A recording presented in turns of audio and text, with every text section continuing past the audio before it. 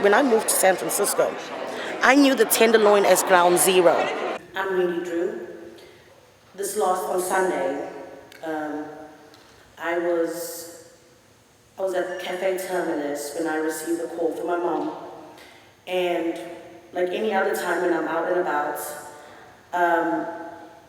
I typically, without thinking, I'll pick up the phone and I'll walk out the bar or, the restaurant and chat. This is a typical behavior when I'm out. My mom will call and I'll talk to her. So this is a new environment for me. When I was downtown,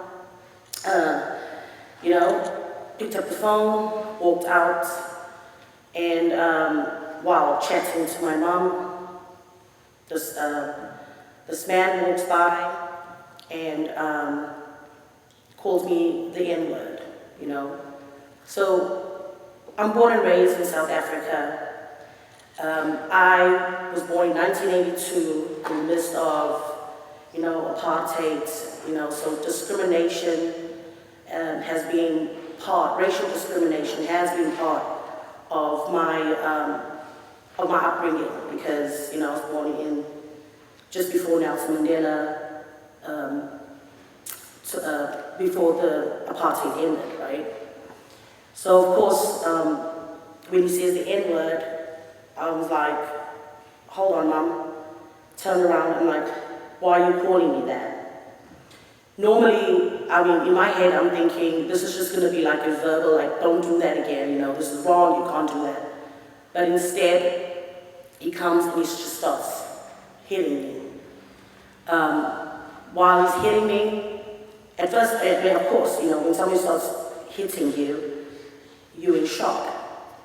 And while it dawns like, what, I'm getting beaten here. And so in my mind, I'm like, you can't get away with this. It's one thing, you're getting away with a racial slur. I wouldn't attack you because you called me, you called me the N-word. But I would like to, in my mind, this is what I'm thinking, right? But you call me the N-word, and then you further start hitting me for asking you why you're calling me this. So I was like, I'm not gonna let you go. You're not gonna get away with such brutality. So I fought back. I pushed him into the liquor store, and with the hopes that, they've got surveillance. So even if he did get away, I could still file a report and he would be, caught. But with the adrenaline, I refused to let him go. I refused to let this perpetrator go, because I was also thinking about the incidents that have been happening around San Francisco against women as well. Because a few months back, a woman walked into a bar establishment that my twin and I were in, and she was asking the bartender if they have any video surveillance, and she started explaining that she was attacked around the Hague area. So that's what went through my mind. I'm like, she was attacked, but nothing could be done about it. I don't know if anything was done about it, but she's now walking around looking for video surveillance so she can get her attacker. And I was thinking, I don't want this to happen to me.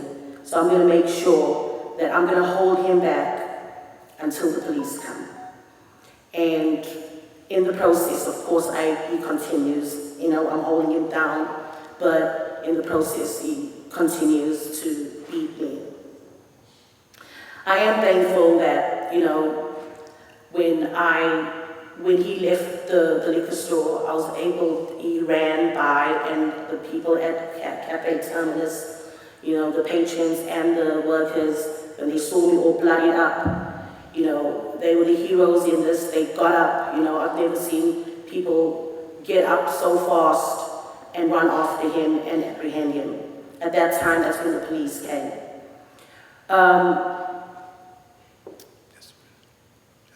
Okay. So, can you please make these streets better?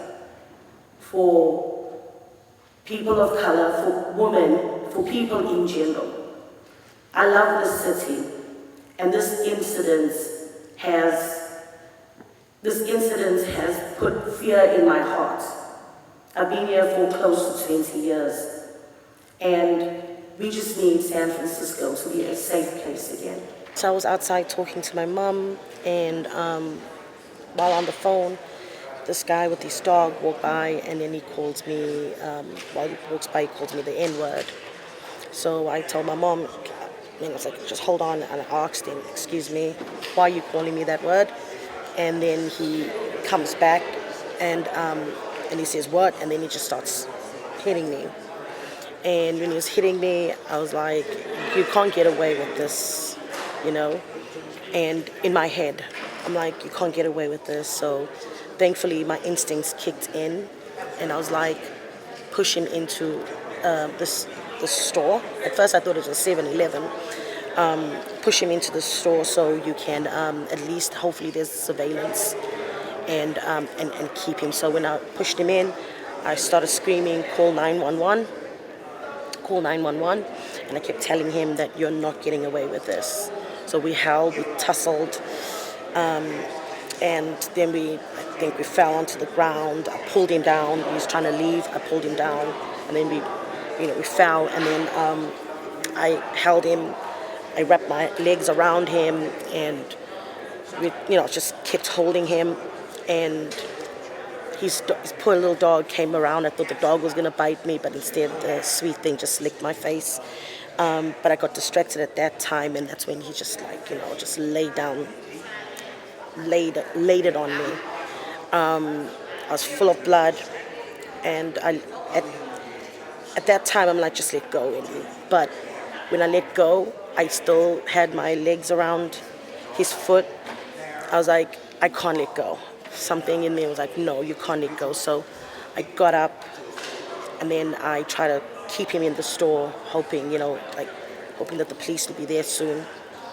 And so when I closed the door, he pulled my hair, he pushed me aside, and he left. I ran behind him, and I started screaming for my boyfriend, and they noticed what was going on, and the people in the bar, the workers, and and I think the customers got up and ran after him, and I was like, get him, he can't get away. And just when they got him, the police came around. And why do you believe it's so important that you shared your story again today to community members who are rallying behind you? Yeah, so I shared my story because I wanted justice to be done. And also, it is very important to for the longest time, I feel like I was in denial about, the violence happening around, the city. I mean, I've been here for almost 20 years. In the first years that I've been here, I could walk. I felt safe. I could walk. I used to go to City College. I was safe. I would get on the bus. I would walk home. We would stand, my twin sister and I could stand at the City College campus bus waiting and feel no fear. And it felt so much safer than being in South Africa. But now, it's like the roles have switched. I don't feel safe in a city I thought, in the city I grew to love because I felt safe for the longest time. And when I held him down, when I look at the video, to me it's like, why did I put myself in that? But at the same time, I felt like he had to be apprehended. He had to go to jail today because I didn't want to be stuck with an excuse from the police like, oh, we can't find him, and I'm walking in fear. So I basically risked my life to make sure that this guy was behind bars on Sunday. And I just heard your interaction with DA Booke Jenkins. Does that make you feel some comfort or a little bit more safe that, we have her standing with you? Or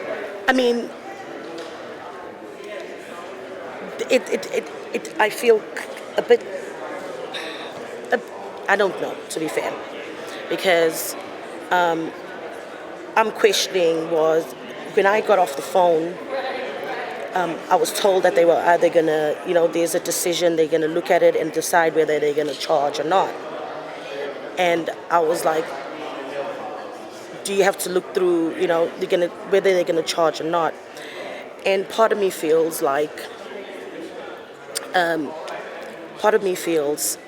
that if I didn't have the media attention, what would have had happened? Because I have media attention are the necessary steps getting taken.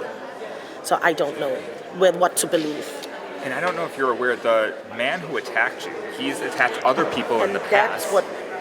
He was then released. How does that make you feel just as a citizen? That is the part that really irritated me when I was told that he has a history of violence.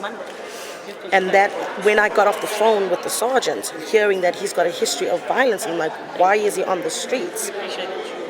That is when I reached out to my friends in the media. And I'm like, I don't want him to get out.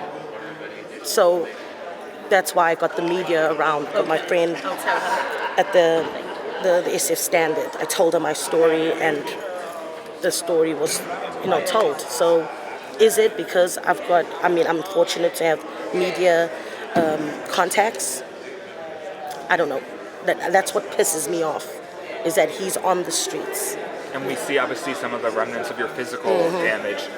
Do you worry that the emotional damage, the mental trauma that you've experienced, will that stay with you for a long time to come? It will. I know it will. Right now, I'm trying to look at this, half glass full kind of way, thinking my mindset is like, it probably had to happen to me versus someone weaker or someone that could not stand up for themselves. That's how I'm looking at it. Like, maybe I was just used to get this man off the streets. On Sunday, it was me. Maybe he was meant because he was walking around with hate. He knew. I feel like he knew what he was doing. There were several mentions about, this being kind of like a broader cultural thing and maybe like a shift happening in the city. What would you want city leaders to do kind of on a broader scale to address this? On a broader scale, we just need safer streets. On Monday, I found out that he was a homeless guy, but we know there's mentally ill people around here. We've got this concept, we've got this, what is the word I'm looking for? We have this vision of who to stay away from, right? A crazy man walking on the street, Realistically, if it was a man that looked crazy, and he called me that, I probably would have just ignored it. I'm like, you can clearly see he's mentally ill. This guy was just a regular looking guy. And of course my emotions were triggered by the N-word. And I asked him, not that I ran in why are you calling? No, I asked him, why are you calling me that? And for him to turn around and violently beat me is a big no-no. So we need safer streets. That's a social problem. It is a social problem. Unemployed, homeless, that's a social problem. But the thing is, he looked like a regular guy. He didn't look like a homeless guy, right? Black hoodie. He looks like a regular Joe. What I'm trying to get to is that, are these people, is he using the fact that he's homeless an excuse to be violent against people? We need to look at it in all different angles here. Do you have any level of frustration with the city? Just that, as you say, we need safer streets. I think a lot of people in San Francisco feel that way. Mm-hmm. And we look to our elected leaders to make that happen, and there's a certain amount of failure there.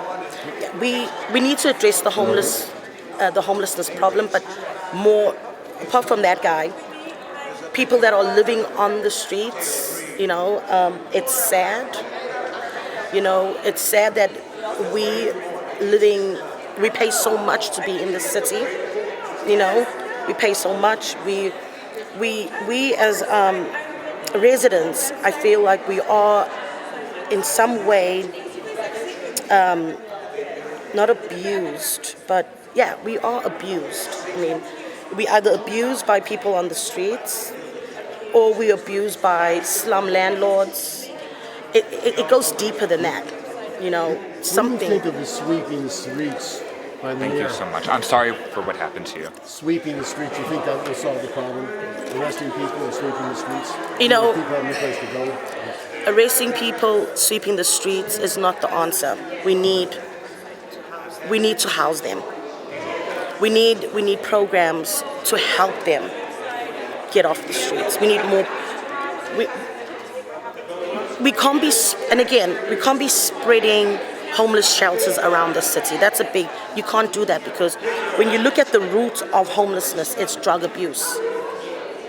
So when you are placing homeless shelters around the city, who's following these drug addicts? Drug dealers are following. So what happens is the inner Sunset now gets an influx of drug dealers, and they get new clients, children. You can't do that. You need a space where, when I moved to San Francisco, I knew the Tenderloin as ground zero.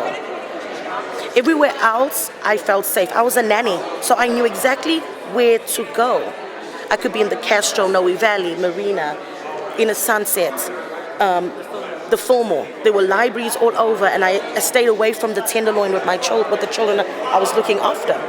But now, wherever you go, you run the risk of being in danger. It's a social crisis. It's definitely a social crisis. This is a social And the crisis. police aren't going to solve the social crisis. You know, the police, the government we need resources for these Well, people. you know, there are all these billionaires in San Francisco. Over 80 billionaires. And yet you have people can't survive, can't pay the rent, can't live. It's And most of it is also based on people not being able to afford to own a home. I come across a lot of people that have been living here for over 20 years, and they can't own a home. They're subjected to slum landlords because there is a delusion, right? The delusion is when you're rent controlled, you're scared to move, because where do I move to without it breaking the bank? gentrification. Gentrification has also been an issue in the city. So we need to do something. It definitely is a social issue.